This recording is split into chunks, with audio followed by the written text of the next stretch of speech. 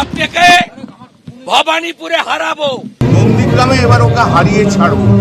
বিধানসভা নির্বাচনে এখনো বছর খানেক বাকি। কে কোথা থেকে দাঁড়াবেন তা এখনো ঠিক নয়, কিন্তু তার আগেই কে কাকে কোথা থেকে হারাবেন তা নিয়ে তাল ঠোকাঠুকি শুরু হয়ে গিয়েছে। এতদিন শুভেন্দু অধিকারী বারবার হুঙ্কার ছাড়ছিলেন ভবানীপুরে মমতা বন্দ্যোপাধ্যায়কে হারানোর। আপনাকে ভবানীপুরে হারাবো, আরো 5 বছর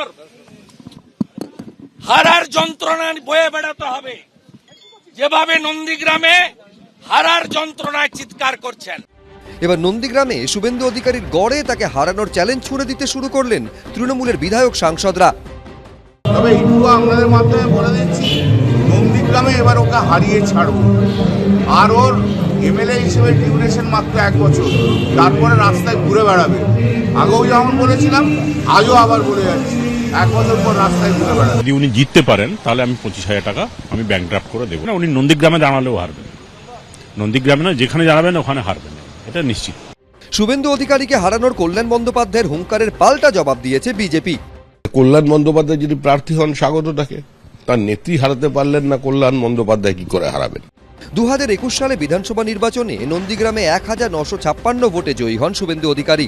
উপনির্বাচনে ভবানীপুর কেন্দ্রে মমতা বন্দ্যোপাধ্যায় জয়ী হন 58,835 ভোটে। সৌরভ বন্দ্যোপাধ্যায়, শিবাশিস মৌলিক, এবিপি আনন্দ।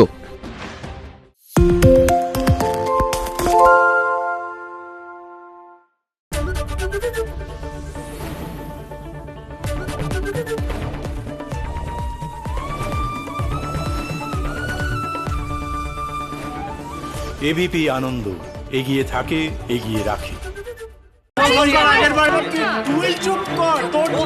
বাংলা ঝামেলা চায় না, বাংলা খবর চায়।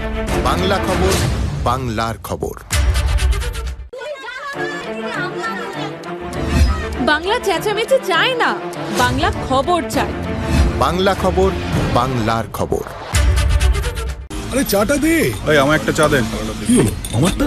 বাংলা পক্ষপাত চায় না, বাংলা খবর চায়। বাংলা খবর, বাংলার খবর।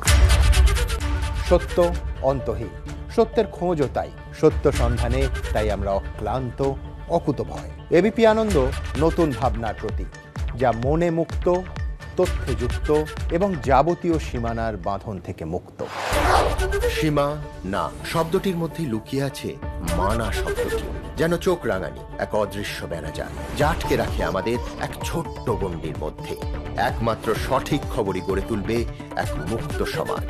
সেই জগৎ গড়ার লক্ষ্যে কোনো সীমানার ঠুকুটি আমরা মানব না।